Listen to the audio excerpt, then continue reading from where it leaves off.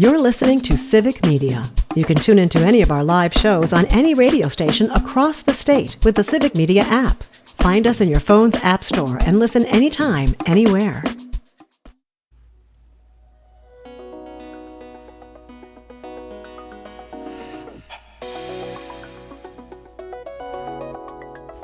Hello and welcome to the Dr. Kristin Lyerly Show. I'm Dr. Kristin Lyerly, and this week we are looking back at 2025, where we came from, what we've accomplished, and we'll get to where we're going. And before we do all of that, I'm going to share a deeply personal story about a very tragic accident that happened to me recently. I am ready to put 2025 to bed. I don't know about you guys, but I invited my son and our producer Abe to join us today. He's always here behind the scenes, and he's actually a blast. So I'm hoping that maybe he'll join us a little bit more often, actually on camera. Abe.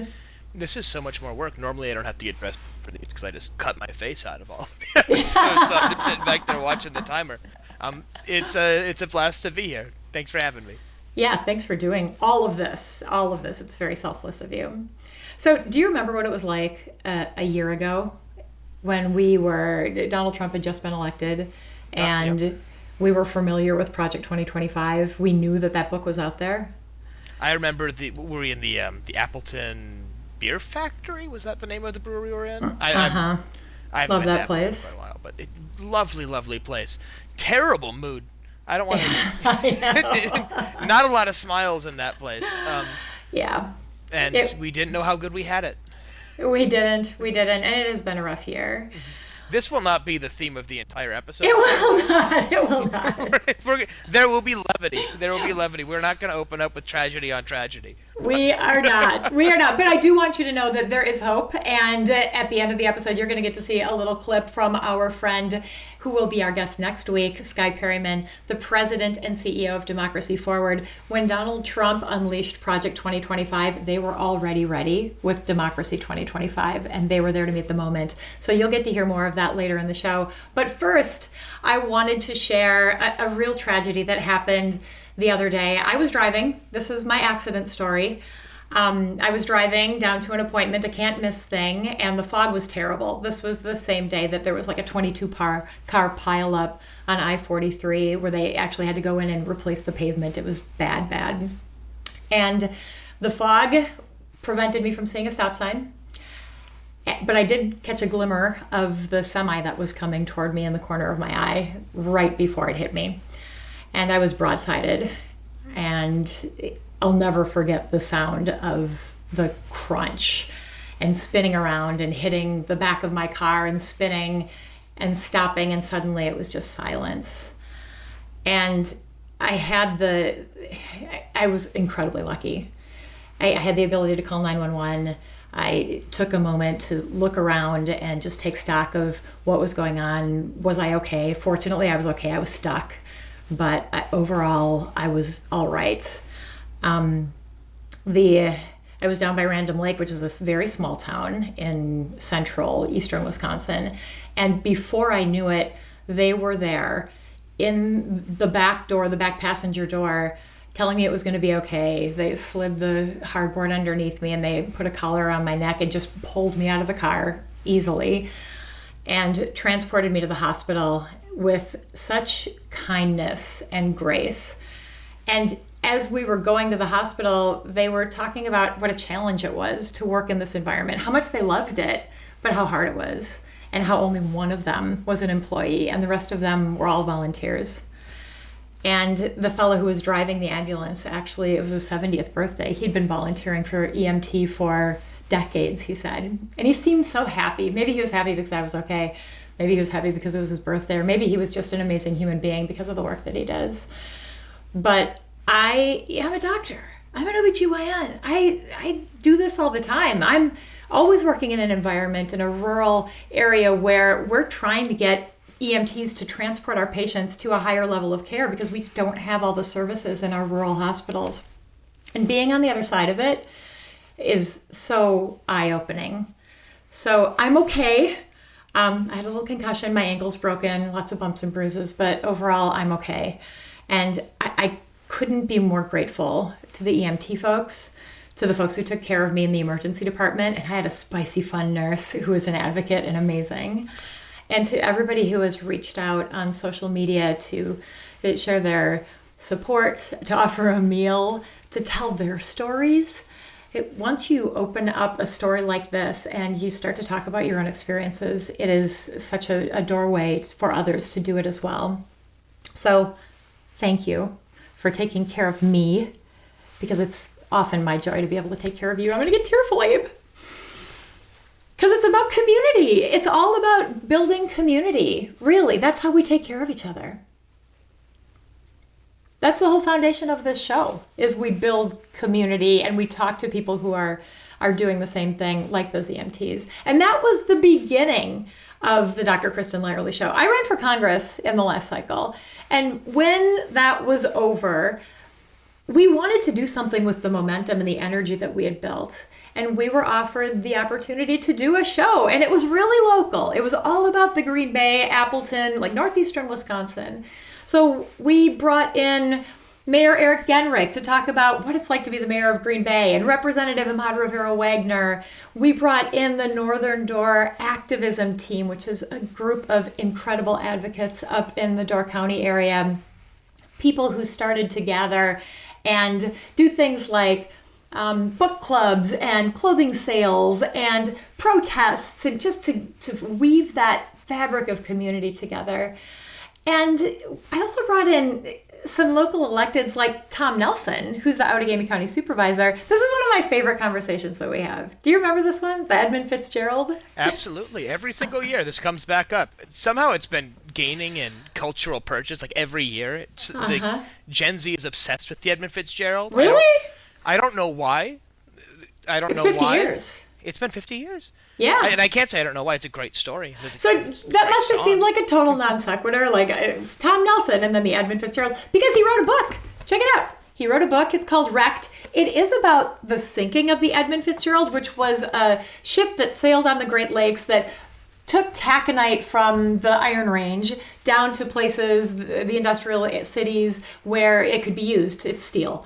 And Tom is the Outagamie County Supervisor, but he's also an incredible author. And man, he's excited about the Edmund Fitzgerald because all of the things that led to the sinking of the Edmund Fitzgerald were also cultural problems, economic problems, failures of our system to take care of the workers who mined the iron, who transported the iron. So Abe, do me a favor, play that clip, would you? Yeah, absolutely. And as I'm pulling this up, I'd like to really say what an incredible transition to go from a car crash to the book title. We really thought that one through. Yeah. Anyways, from the original conversation. The iron ore ships on the Great Lakes were a fundamental, foundational component of American manufacturing and thus the American economy. So what happened to the Edmund Fitzgerald? Well, I'm not going to go too far into it because, as they say, you have to buy the book. But a lot of people who are interested in the topic are focused on the question, how did it sink? Mm-hmm. And so it set off from Superior that on her last voyage on November 9th, it was sunk around 7:15 p.m. on November 10th, and it was about 20 miles away from Sault Ste. Marie. So that was the first stop along its way. In this case, it was going down to Detroit, and it was a ship that had been pushed beyond its limits. It was only supposed to carry about 20,000 tons of ore, and it was being pushed to about 26,000 tons. And so this was a ship that was one of the largest, and it just kept getting hammered, just, more and more and more. They tried to carry as much ore as possible, and it wasn't kept up. And there's a whole chapter that talks about how there was not just lax oversight on the part of the Coast Guard, but also the Bureau of Shipping, and they should have known. It was run down. They were doing patchwork on the hull. This ship should not have sailed in the first place. It just really speaks to the failure of the systems that resulted in the deaths of these people. And the book is beautiful. Tom goes and talks to a bunch of the family members, and who haven't been talked to before, because everybody's so focused on the shipwreck, they forgot about the people. So this one really is about the people. And it feels so pertinent now that we're seeing all these attacks on our structures and on our ability to check what the maintenance of everything is. It seems to really be telling a story of today as well as the story of 50 years ago. Exactly. 50 years have passed and not a lot of changes. But you know what has changed? Another one of my favorite episodes where we brought together 3 CEOs, John Brogan from the Bank of Kaukauna, Kurt Voss from Amerilux, and Sachin Shivaram from the Wisconsin Aluminum Foundry. And we had a discussion about Trump's tariffs. And these guys have different perspectives. And this conversation was spicy. Hit it. Well, since you opened the door, I guess there's kind of an interesting question in the relationship with tariffs and inflation. I think I'm curious about if the point of tariffs, at least in part, is onshoring of jobs and kind of driving more jobs. At least from my vantage point, one of the boards that I serve on is the State Economic Development Corporation board, and I don't know, up to the date statistics, but like within the last couple of years, there were 300,000 open jobs for basically 75,000 people who actually in the workforce could go fill them. So I guess I'm curious if we really are trying to onshore these jobs and put more people in America kind of working in these great jobs, what are we going to do when we can't possibly fill them? Well, we're going to have some sort of a comprehensive immigration system that makes sense, not one that just lets everybody in, including the bad guys. So in the long term, I guess your view is like, yeah, we're gonna have to let these people in. We're just gonna have to do it in a different way. Well, and I think in the near term, from a supply and demand standpoint, that's going to raise wages. And Trump talks about trying to be the middle class president. That's part of his plan, and that's his ambition, to raise the wages of those folks, and also incent people who are now out of the workforce to get back into the workforce, because now it makes financial sense for them to do so.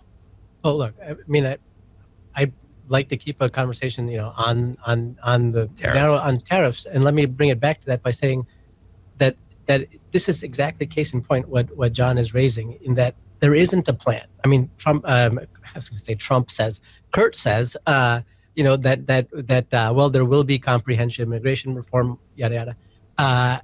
What I would expect our president to say is, look, I have a policy to reshore American jobs, and here are the multi-prongs of that plan. One element is tariffs. One element is, something how he's going to drive economic growth. Another element is immigration.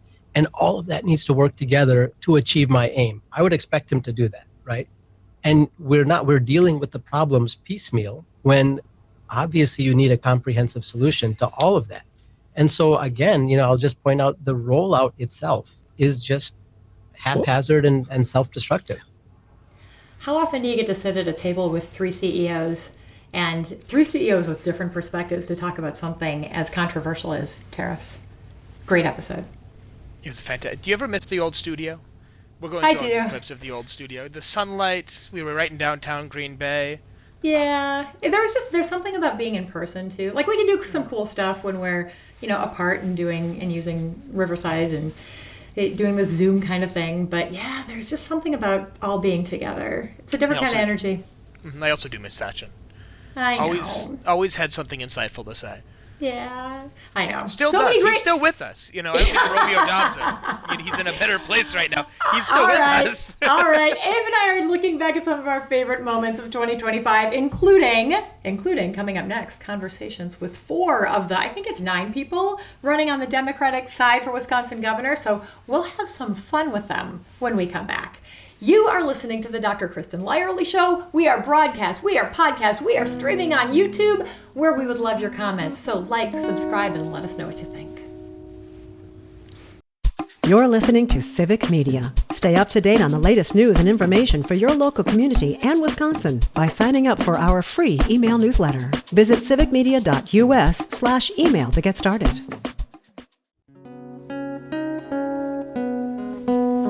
Welcome back to the Dr. Kristin Lyerly Show. I'm Dr. Kristin Lyerly, and I'm here with Abe Lyerly, who happens to be my oldest son, also our producer, usually behind the scenes, and now he's here with us on camera. Hey, Abe. Hello. Glad to be here. This is a great segment because we got to interview 4 of the 9 candidates who are running for governor in Wisconsin on the Democratic side of the ticket. And we ask them some fun questions, so you get to see a little bit of the lighter side. So Abe, do you want to go ahead and roll? Who do we have first? State Rep Francesca Hong, I think, right? Yeah, absolutely. All right, let's hit it. You have to convince somebody to move to Wisconsin using only 3 things: a place, a food, and an activity. I know, don't get hung up on the food because that's where your mind is going right now, but you also need a place and an activity. What would you choose? Nisita, go to Cranberry Creek Inc. and visit the cranberry bogs. And there is nothing like throwing the cranberries that are in the bogs up in the air. There is no feeling like it. It is pure joy. Food, it's got to be Friday fish fry, and it's got to be perch, and you have to have either an old-fashioned sour or a high life with it. And then the what was the third one? I got so excited about A place, a food, and an activity. Oh, Although fish fry could be food or activity because... That's true, but I would say even if you can't get in, you got to tailgate at Lambeau. There's going to be somebody who's going to offer you a bowl of chili. There's going to be folks who are just coming out with a whole like gourmet spread. You're going to see a lot of different like spreadable cheeses to, so many different types of encased meats, from hot dogs to Polish sausage to bratwurst. And so the tailgating part is in itself a really beautiful culture. And I think every single person's got a tailgate at Lambeau. Now I'm super hungry. Thanks, Fran. Fran's a chef, so she just describes food so beautifully. For our next clip, we're going to go to State Senator Kelda Roys for her answer. Same question, her answer. I'm going to say Lake Superior. Because I just think, the fresh coast, the North Coast, whatever you want to call it, you're never more alive than after you've gone swimming in Lake Superior. And by alive, you mean frozen, right? Well, correct. I mean, the earliest I ever went swimming in Lake Superior was March. Have not done that since, but I do like to swim in the summer. And I really, the cold does... I don't know. It makes you a better person. It preserves you, that's for sure. It does. It does. I mean, and for food, I love dairy. I love old fashions. The cheese is amazing. Ice cream, obviously, but I'm going to have to go with maple syrup. It's a little bit of a thing for me, Kristin, because I have a really important bill, Truth in Maple Syrup, to make sure that if you ask for maple syrup with your pancakes, that the restaurant can't lie to you and give you corn syrup instead. That's so disappointing when you order pancakes and they give you and you're like, no, I'm from Wisconsin. I need maple syrup. I should have had an omelet. This is terrible. Right? So maple syrup for sure. And an activity, boy, I mean, I love biking. I love hiking. There's so much great stuff to do in Wisconsin, outdoors. But I think I'm going to say protesting. And I say that because I think that one of the really special things about this state is we are politically engaged. And this isn't partisan, right? This isn't about, your perspective or a policy issue. This is about the fact that we have really high voter turnout. The people in this state really care deeply about what happens here and what happens to our neighbors. And I think that is a wonderful quality. She's so right. We had the second highest voter turnout in November of 2024. So I anticipate it's going to be the same for the midterms. Hey, Abe, why don't we take a peek at Lieutenant Governor Sara Rodriguez and see what she would do to convince people to move to Wisconsin? I think, honestly, Milwaukee is a hidden jewel. It has so many different things that you can do. It's fantastic. A food has to be cheese curds because they're amazing, and you got to dip them in something like ranch. They're really, really good. And then an activity, we have the Ice Age Trail in Wisconsin, and I love to go hiking and backpacking, and it is beautiful to be able to do all of this outdoor stuff in Wisconsin. Everybody has to mention the cheese curds because it's so right. I think you might Absolutely hear correct. Yeah, you might hear this from our last candidate as well, Missy Hughes. She's the former CEO of the Wisconsin Economic Development Corporation. Hit it, Abe. What would Missy do to bring people to Wisconsin?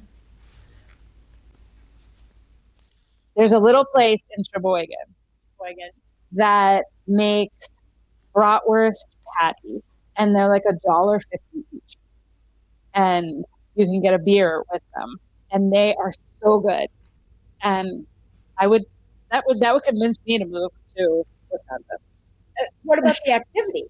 Or is it all in one thing? Isn't it Like, you go to isn't like Sheboygan? eating the patty and drinking the beer the activity? Your activity could be watching the incredible surfers off the coast of Sheboygan in Lake Michigan. There, it's a huge surfing community. But that is a tough question. And the first thing that came to mind for activity and food was a fish fry, a Friday night fish fry. I took my mom to a fish fry on the shores of the Mississippi, and she, like, for years afterwards, was like, that is the best fish. And it's like, this is an East Coast eat fish all the time type of person. She's like, that's the very best fish I've ever had in my life.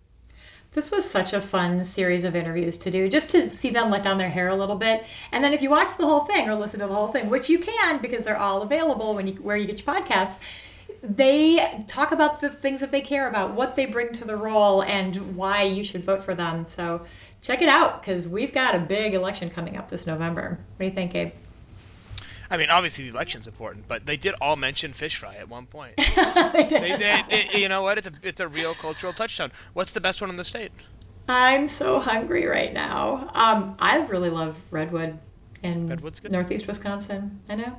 Lots more to come, though. We've got Mandela Barnes on the horizon in 2026, along with so much other good stuff. So in the meantime, come on back in a minute. You're listening to the Dr. Kristin Lyerly Show.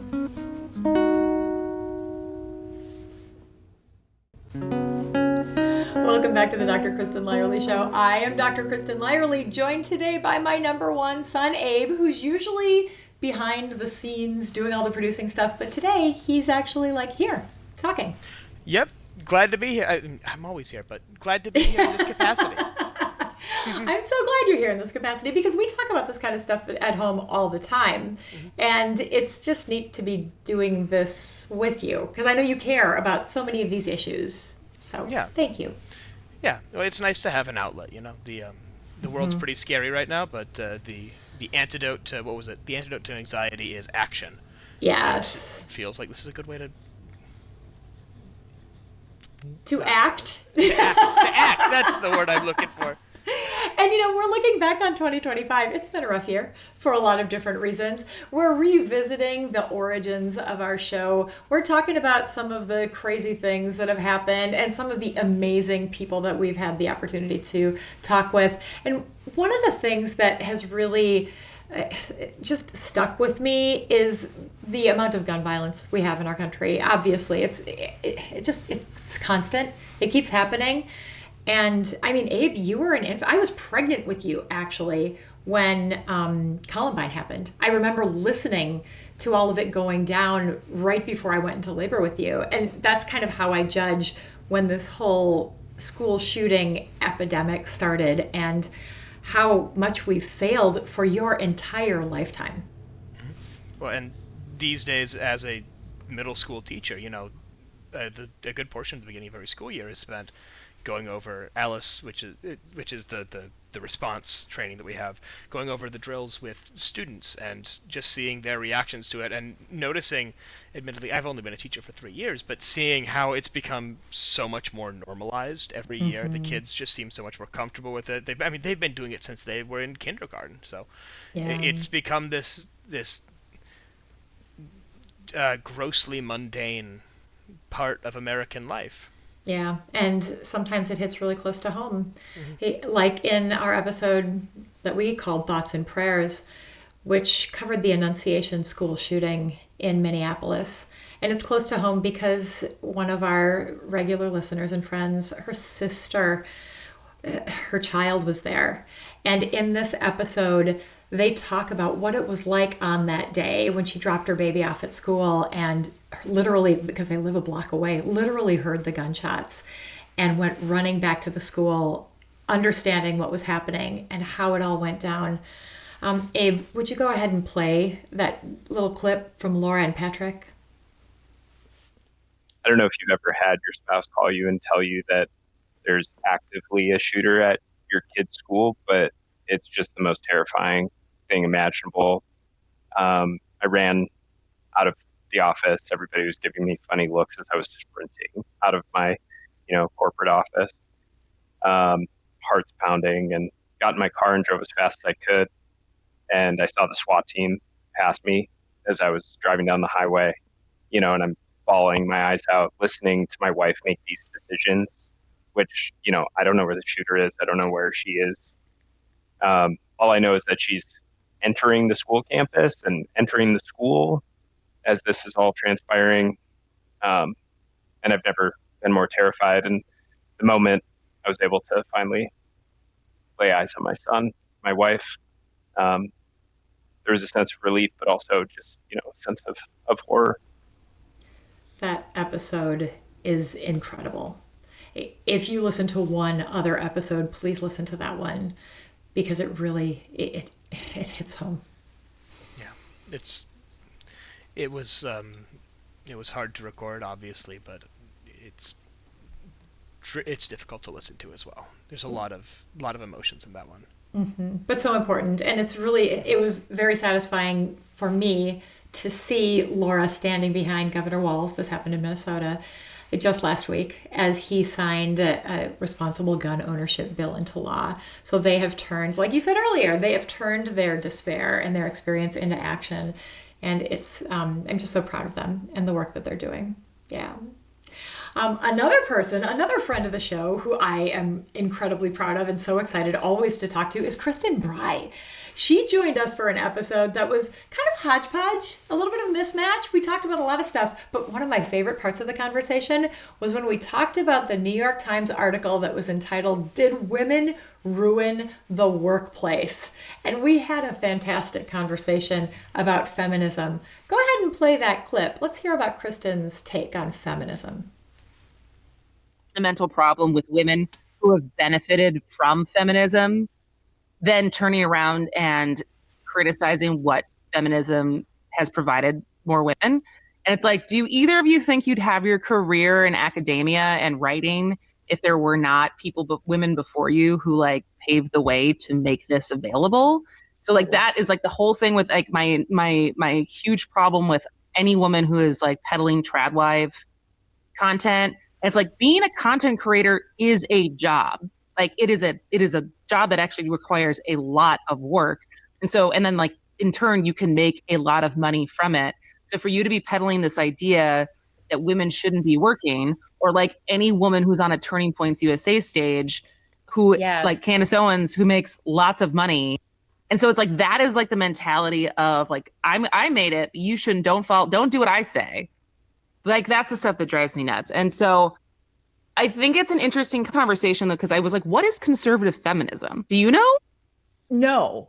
Well, maybe it's the hypocrisy of having benefited and then kicking up the ladder behind you and making other people follow in the beliefs that you are talking about, but clearly not living. It's setting women up for failure to basically have them always be competing with men. In that, we're always just being judged as lesser men in the workplace, in sports, instead of actually recognizing that men and women are different. And I see that to me is an even more radical idea beyond liberal feminism of we need to change the structures. I feel in the evolution of feminism, it's we had to do liberal feminism with laws and policy and politics, and adhere to the man's work, to a man's world and the world that men built, because they weren't ready to just tear it all down. But the next iteration of that is actually creating a world that works for everyone and recognizes people's differences, not just through genders, but also through race and abilities and stuff like that. And it's but that doesn't sound like traditional conservatism to me at all. So I'm so what do you guys want? That was a conversation that could have gone on for a very, very long time. You guys, you're not fans of Ross Douthat. Not a big fan of that. Like, I'm picking up on this. We are not, but you know who I'm a fan of? Pat Kreitlow. And we had a great conversation about the future of local media. Let's run that clip. Is there a sustainable future for local media? This is tricky. Yes, because there were the town criers who were replaced by the pamphleteers, who were replaced by the newspapers, who were replaced by AM local news, who were replaced by TV, and then it went to websites, and then newsletters, and then blogs, and now podcasts, and there will be things that we don't know. We have no idea what local communication is going to look like, 10 years from now, but other people will be paying attention to what the next big thing could be. They will engage in it. And so there will always be something. It's just a matter of, do you want to be a part of it to make sure that it's trustworthy and, or at least do what you can to keep those people honest. So true. And coming from somebody like Pat Kreitlow, former state senator, up north news journalist, yes, we need local media. We need local media now more than ever. So I was heartened by that conversation and the whole rest of it. Pat always manages to bring that, doesn't he? He does. He always manages to bring that heart to it, that sort of don't give up spirit. There's a path forward. It's the plaid shirt. It's the plaid shirt energy. Speaking of energy, another one of my favorite conversations was with Kate Duffy from Motherhood for Good. She admitted that back in the day, she was really not a voter. She was really not engaged, but then she started to care, and it was because she became a mom. Let's play that clip. I started it because I didn't really used to pay much attention to politics all that much. But then I became a mom. I have two small kids. I have a 5-year-old and a 1-year-old. And they actually made me start paying attention more. I mean, I guess it makes sense. You bring these little people into the world, and then you are suddenly noticing more about the politicians in charge and the decisions they're making and how that's impacting not only your family, but the schools and communities, and the terrible news that we tend to see all too often becomes even scarier when you're a mom, when you're a parent, and you think about yourself or your own children in these situations. And so I just started to pay more attention. I was trying to find people online that I could relate to, that wasn't just of course I read the news and stuff like that, but I also was looking for other voices that felt like I could sort of be in community with. So I decided to just create an Instagram account and start making it for basically my friends or other moms I knew who I knew they had the same values, and I knew because we had conversations about when Roe was overturned or there was another school shooting, I knew how upset they were. But then they would also say oh, I don't do politics. Oh, so, yes, but politics are doing you. So you got to get involved. That's one of my favorite things to say to people. I know, that's maybe not I've heard that one before. I've definitely heard that one before. Kate, by the way, Kate and Kristin have a show on YouTube every Thursday night. It's called See You Next Thursday, and it's clever like that. I highly recommend that you tune in. But speaking of incredible women, I am thrilled that Dr. Laura Hanks, my dear friend and colleague who does transgender care, she takes care of people who are transitioning, she appeared on a segment and talked about what it's like to take care of transgender folks and what it's like to be in that seat. So, Abe, Dr. Hanks, please. I think something that's really important for everyone to understand, especially healthcare providers, may that be nurse practitioners, our medical assistants, our rooming patients, the front desk staff, that 25% of patients that identify as transgender or non-binary have had some sort of negative experience in the healthcare system. So that's 1 in 4 have had someone that misgendered them, that made them feel less. They felt that they were touched inappropriately, any of that. Anytime I have a patient that identifies as transgender or non-binary, I think about that stat before I walk in the room, is that 1 in 4 of those patients have had a negative experience. So it's so important to go in, and not only that, like you said, they're under attack from the government, being told that they're, not real people. It's just, it's sick. So when I walk into the room, the first thing I say is that, "Hi, I'm Dr. Hanks. I use she, her pronouns.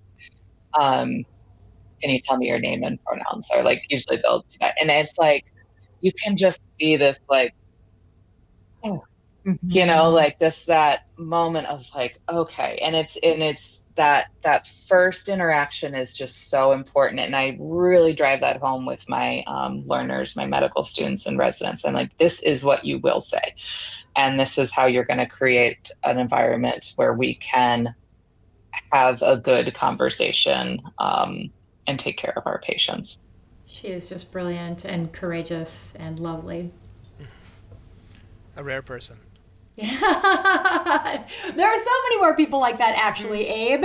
And we are going to talk to many of them. That's the goal for 2026. And we've got some fantastic guests on the horizon. You're going to hear from one of them when we come back from this short break. So in the meantime, you are listening to the Dr. Kristin Lyerly Show. We are broadcast, we are podcast, we are streaming, we're everywhere, and we're about to be in even more places. Stay tuned and hear more.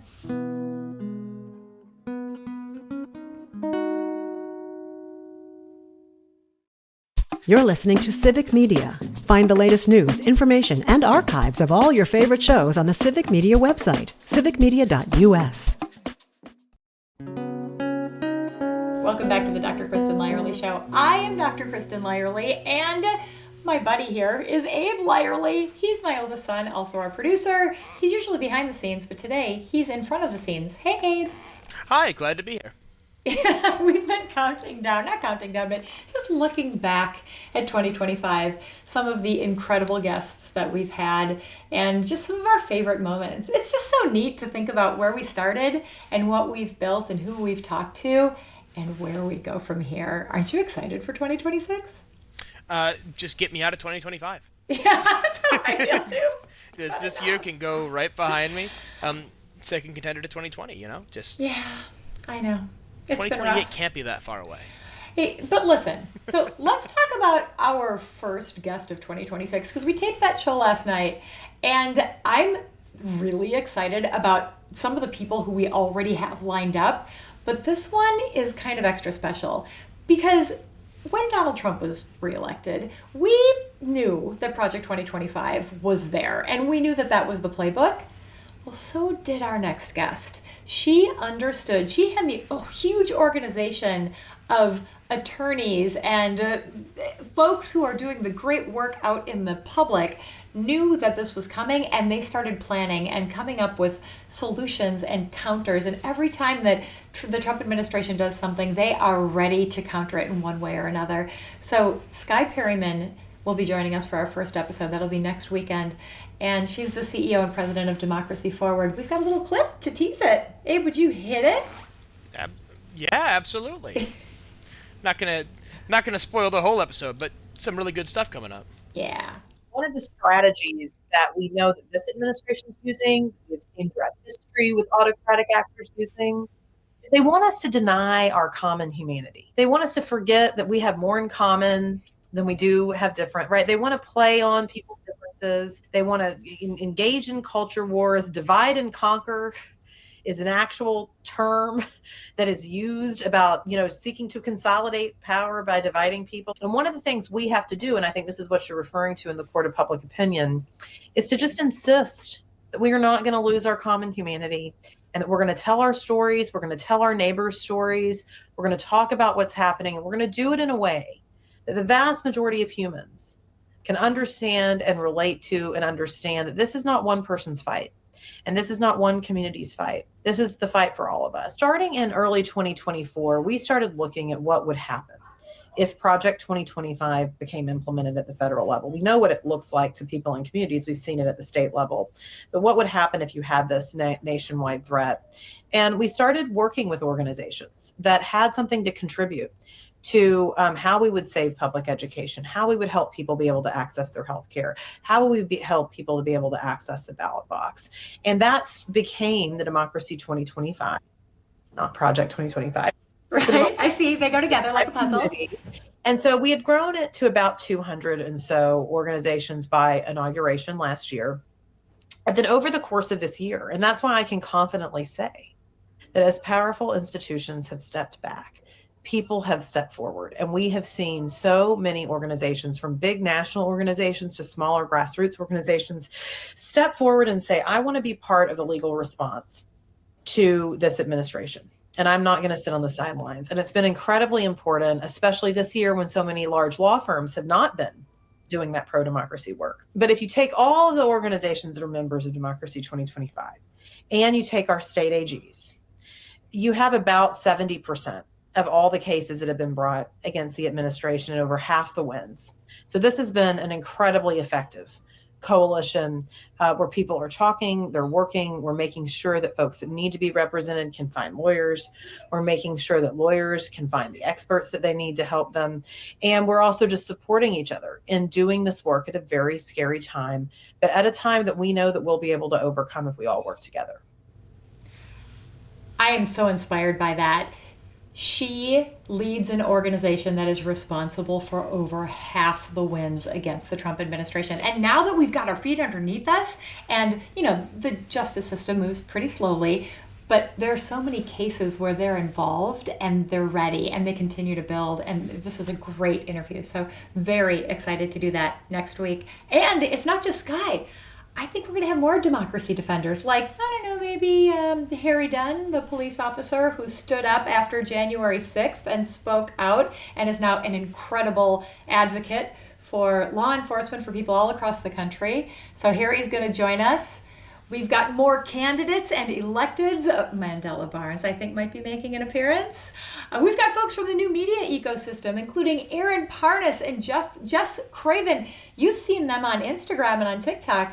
Well, now you're going to see them here because we're all connected to each other and we're all supporting democracy and trying to ensure that we have the information we need to make the decisions that we have to make so we can move forward. Oh, and did I mention healthcare leaders? Annie Andrews running for U.S. Senate against Lindsey Graham. She's a pediatrician, also my buddy. Annie is going to hang out with us in January. And one other huge thing, Abe, we got a Substack, don't we? Yes, we do. We're getting it up and running. Yeah. It's been kind of, not lingering, hasn't been doing a lot, but we're going to have this amazing, brilliant Substack that you're going to want to be part of. And we're going to be collaborating, not just with the people that I mentioned earlier, but also with other organizations like Paging America from the Committee to Protect Healthcare, Civic Media, and others. 2026 is going to be so good. It's going to be a fun year. It is. Lots of excitement coming up. We've got the campaign season kicking off. The midterms? Midterms are coming right at us. We're in Wisconsin. It's never a dull day in Wisconsin during an election. The last three Sometimes it seems like presidentials were decided by less than a point. I mean, people are excited. They're enthusiastic. We've got great voter turnout. So part of our mission is to make sure that you have the information that you need. So please let us know. Who do you want to see? Who should we get on the show? What kind of conversations do you want to have? That's what this is supposed to be about. This is for us. This is our conversation. And I'm so very grateful to you for tuning in, for being with us in 2025, and looking forward to doing this all with you again in 2026. If you missed any part of our conversation, you can always find it wherever you get your podcasts or on YouTube at Dr. Kristin Lyerly. Don't forget to like, subscribe, ring the bell, and comment. You can also find me on nearly all the socials, so don't be surprised if you're doom scrolling and you bump into me. Many thanks to our wonderful producer, Abe, who's with us right now, technical advisor Nick Tierman, and graphic design by Nathaniel Gonzalez. And on behalf of the whole Dr. Kristin Lyerly team, take care of yourself. We'll see you next week. The national news cycle never stops, but it can be hard to find news about your local community. Civic Media is dedicated to providing quality local and state news coverage across Wisconsin. With the Civic Media app, you can get notifications about local stories that matter to you and your community. Find the free Civic Media app in your phone's app store and choose notifications from the menu to tell us what kind of news you want to hear about.